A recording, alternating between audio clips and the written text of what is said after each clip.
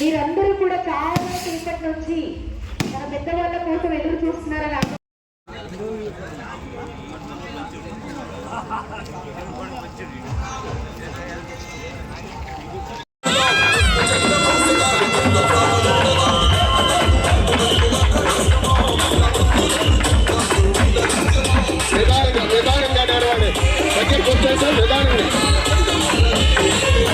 పెద్దలందరికీ కూడా గ్రామ పెద్దలందరి తరపు నుంచి హార్ట్లీ వెల్కమ్ తెలియజేసుకుంటున్నాము.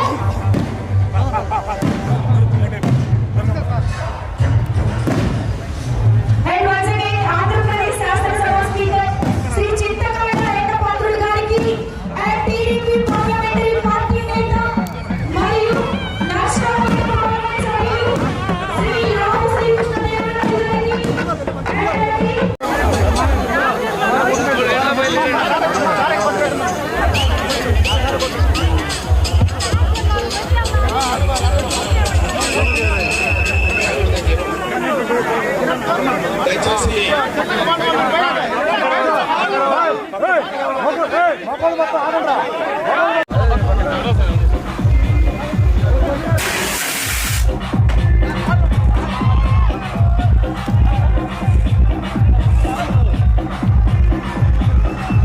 సీనియర్ నాయకులు తెలుగుదేశం పార్టీ ఆవిర్భావం నుంచి తెలుగుదేశం పార్టీ అభివృద్ధి కోసం తెలుగుదేశం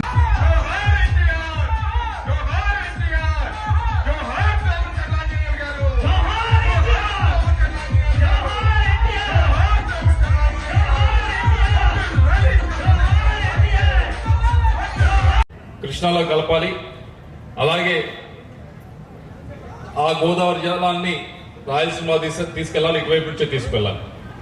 రైట్ కెనాల్ని కూడా స్థిరీకరణ చేయాలని దాని గురించి మాట్లాడుతున్నప్పుడు కూడా మొన్న ఈ మధ్యలో ఒక మీటింగ్ జరుగుతున్నప్పుడు ఈ ప్రాజెక్టు వల్ల కేవలం ఆంధ్రప్రదేశ్కే కాదు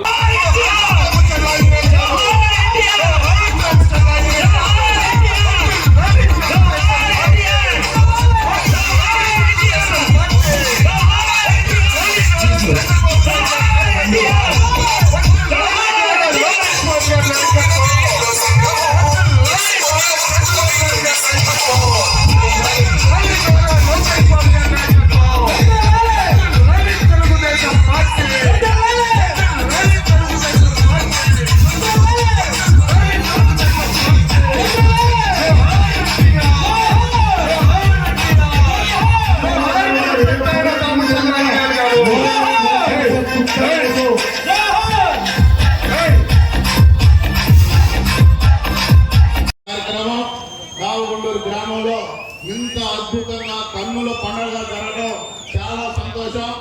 అందులో ఈ కార్యక్రమానికి ఆంధ్రప్రదేశ్ శాసనసభాధిపతి అయినటువంటి మన అందరి గుండెల్లో ముద్దుగా అయ్యన్నాన్ని పిలుచుకునే మన ఉత్తరాంధ్ర నానాజీ ముఖ్య అతిథిగా మన రాష్ట్ర మంత్రివర్యులు ఈ నియోజకవర్గం ముద్దుబిడ్డ మీ అందరి మన్నలు పొంది వరుసగా 3 సార్లు హ్యాట్రిక్ కొట్టే ఎమ్మెల్యేగా ఈ రోజు రాష్ట్ర మంత్రిగా మీ అందరికి సేవలు చేస్తున్న రాష్ట్ర మంత్రివర్యులు స్వామి గారికి ఈ రోజు ఈ కార్యక్రమానికి ఒక్క పిలుపుతోటి ఎన్నో పనులున్న దామచర్ల కుటుంబం పైన, అందులో ముఖ్యంగా మా పెద్ద దామచర్ల ఆంజనేయులు గారంటే ఎనలేని ప్రేమ, అన్నిటికీ మించి తెలుగుదేశం పార్టీ వ్యవస్థాపకుడైనటువంటి నందమూరి తారక రామారావు గారి అభిమానానికి ఒక పెద్ద ఫ్యాన్ గా ఆయన రాజకీయాల్లో కూడా అనుసరించిన తీరు, ఆయన ఈ రోజు ఎంత ఎదిగినా ఒదిగి ఉండి లోక్సభలో మన తెలుగు వారి మన ఆంధ్ర రాష్ట్రానికి కావాల్సిన హక్కుల కోసం పోరాడుతున్న Telugu Desam party parliamentary party leader floor leader మిత్రుడు లావు శ్రీకృష్ణదేవరాయలు గారికి మరియు పూజ్యులు గౌరవనీయులు స్వర్గీయ దామచర్ల ఆంజనేయులు గారు విగ్రహ ఆవిష్కరణ సభకు విచ్చేసిన అపార రాజకీయ అనుభవం, 7 సార్లు ఎమ్మెల్యేగా గెలుపొంది ప్రస్తుత అసెంబ్లీ స్పీకర్ గా కుంట బద్దలు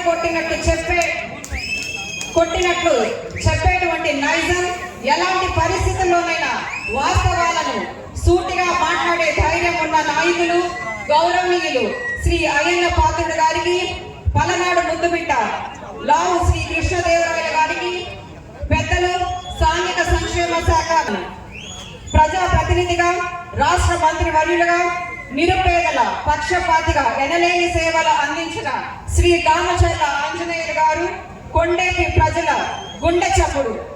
రాబోయే తరాలు వారు వీరిద్దరిని ఆదర్శ నాయకుల జీవితాన్ని చూసి స్ఫూర్తి పొందాలని, రాజకీయం అంటే అదొక పవిత్రమైన ప్రజా సేవ అని చాటి చెప్పిన నందమూరి తారక రామారావు గారు, దామచర్ల ఆంజనేయులు గారి ఆశయాలను మనమంతా గుండెల్లో నింపుకొని ముందుకు సాగాలని కోరుకుంటూ, అలాగే రామ లక్ష్మణుల లాంటి అన్న తమ్ముళ్లను దామచర్ల జనార్దరావు గారిని, అలాగే దామచర్ల సత్య గారిని ప్రకాశం జిల్లాకి నాయకులుగా అందించినటువంటి దామచర్ల కుటుంబాలకి మరి ప్రకాశం జిల్లా ప్రజల తరఫున నేను ప్రత్యేక ధన్యవాదాలు తెలియజేసుకుంటున్నాను. అలాగే సభకు విచ్చేసిన ఆంజనేయ గారి అభిమానులకు, తెలుగుదేశం పార్టీ కుటుంబ సభ్యులకు, కార్యకర్తలకు, నందమూరి తారక రామారావు గారి అభిమానులకు అందరికీ ధన్యవాదాలు తెలియజేసుకుంటున్నాను. 9 నెలల్లో పార్టీని స్థాపించిన 9 నెలల్లో అధికారంలోకి వచ్చిన ఏకైక పార్టీ మన తెలుగుదేశం పార్టీ.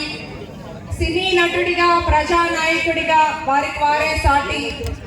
సంక్షేమం అంటే ప్రవేశపెట్టింది ఎన్టీఆర్ గారే, సంస్కరణలు తీసుకొచ్చింది ఎన్టీఆర్ గారు, అభివృద్ధి అంటే ఏంటో చేసి చూపించింది ఎన్టీఆర్ గారు. 2 రూపాయలకే కిలో బియ్యం, పెన్షన్లైనా, జనతా వస్త్రాలైనా, ఇలా ఎన్నో మంచి సంస్కరణలు. ఎలా అయితే ఒక పార్టీని ఒక సిద్ధాంతంతో మొదలు పెట్టారో అలాగే ఇప్పుడు గౌరవ ముఖ్యమంత్రి చంద్రబాబు నాయుడు గారు, మన యువ నాయకులు నారా లోకేష్ గారు అంతే చక్కగా పార్టీని ముందుకు తీసుకెళ్తున్నారు. మరో గొప్ప వ్యక్తి దామచర్ల ఆంజనేయులు గారు, కొండేపి నియోజకవర్గం అభివృద్ధి ప్రదాత, మీ అందరి హృదయాల్లో నిలిచిపోయిన వ్యక్తి. ప్రకాశం జిల్లాలో దామచర్ల ఆంజనేయులు గారు అంటే తెలియని వారు ఉండరు. మా తాతగారు గొట్టుపాటి హనుమంతరావు గారికి, దామచర్ల ఆంజనేయులు గారికి మంచి సంబంధాలు ఉండేవి. ఇప్పుడు కూడా అలాగే 2 కుటుంబాలకి మంచి బంధం ఉంది. ఇలాంటి మంచి నాయకులని స్ఫూర్తిగా తీసుకొని మనమందరం తెలుగుదేశం పార్టీ బలోపేతానికి మరింత కలిసికట్టుగా పనిచేసుకుంటూ ముందుకు పోవాలని సందర్భంగా తెలియజేస్తున్నాను. జై తెలుగుదేశం. మన పెద్దలు, మన పెద్ద ఆయన చింతకాయల అయ్యన్న పాత్ర గారికి, అలాగే ఈ నియోజకవర్గ శాసనసభ్యులు, రాష్ట్ర సాంఘిక సంక్షేమ శాఖ, ఒక చిన్న రైతు కుటుంబంలో పుట్టి కష్టపడితే సంకల్ప బలం ఉంటే సాధించలేనిది ఏదీ లేదు అని నిరూపించినటువంటి ఒక మహోన్నతమైన వ్యక్తి, మద్రాసీలుగా పిలువబడేటటువంటి మనల్ని తెలుగు జాతి, తెలుగు వారు అంటే ఒక గుర్తింపు తెచ్చినటువంటి వ్యక్తి. కృష్ణుడైన, రాముడైన, రావణాసురుడైన, దుర్యోధనుడైన తాను ఏ పాత్ర వేస్తే ఆ పాత్రలో లేనవై మనకి దేవుళ్ళని మానవ రూపంలో చూపించినటువంటి ఒక మహోన్నతమైన వ్యక్తి నందమూరి తారక రామారావు గారు. మనందరి అదృష్టం ఏంటంటే ఆయన బిడ్డలుగా పుట్టకపోయినా ఆయన పెట్టినటువంటి పార్టీలో ఒక కార్యకర్తగా, ఒక నాయకుడిగా మనమందరం పనిచేస్తూ ప్రజలకు సేవ చేయడం కూడా ఒక పూర్వజన్మ సుకృతం మనందరికీ కూడా తెలియజేస్తా ఉన్నాం. ఎందుకంటే మహోన్నతమైన వ్యక్తి పార్టీ పెట్టిన 9 నెలల్లోనే తెలుగుదేశం పార్టీని అధికారంలోకి తీసుకొచ్చినటువంటి వ్యక్తి. ఈ రోజు సామాజిక న్యాయం గురించి చాలా మంది మాట్లాడుతూ ఉన్నారు. పార్టీ పెట్టిన మొదటి ఎన్నికల్లోనే ఒక ఎస్సీకి, ఒక బీసీకి, దళిత వర్గాలకి ప్రతి ఒక్కరికి చదువుకున్న ఉన్నత వ్యక్తి అయితే చాలు సీటు ఇచ్చి ఆయన గెలిపించి అసెంబ్లీకి పంపించినటువంటి వ్యక్తి నందమూరి తారక రామారావు గారు. ఆయన చేసినటువంటి సంక్షేమ పథకాలకి స్ఫూర్తిగా నమ్మకం. మీరందరూ ఆయనతో పాటు పరిగెత్తారు, ఆయనతో పాటు ఎన్నికల్లో పాల్గొన్నారు, ఆయన కోసం పోరాటం చేశారు. అందరూ చాలా మంది ఉన్నారు ఇక్కడ, నాకంటే మీరు ఇంకా బాగా చెప్తారు. అయితే నా వైపు నుంచి పార్లమెంట్లో ఉన్న రోజుల నుంచి 7 సంవత్సరాల నుంచి కూడా, అంటే బయట మనం ఎన్టీ రామారావు గారు వింటాం ఒకటి, పార్లమెంట్లో ఉన్నప్పుడు ఎన్టీ రామారావు గారి గురించి వింటాం మరొకటి. ఈ 7 సంవత్సరాలు, ముఖ్యంగా ఈ 2.5-3 సంవత్సరాల్లో నేను గమనించింది ఎన్టీ రామారావు గారు సరే సంక్షేమ కార్యక్రమాలు తీసుకొచ్చారు, ఎంత తీసుకొచ్చారు. 2 కేజీలు 2 రూపాయలకి బియ్యం, జనతా వస్తాలు, ఇవన్నీ కూడా మీ అందరూ చెప్పి తెలిసిందే, మీ అందరూ చెప్పగలిగింది.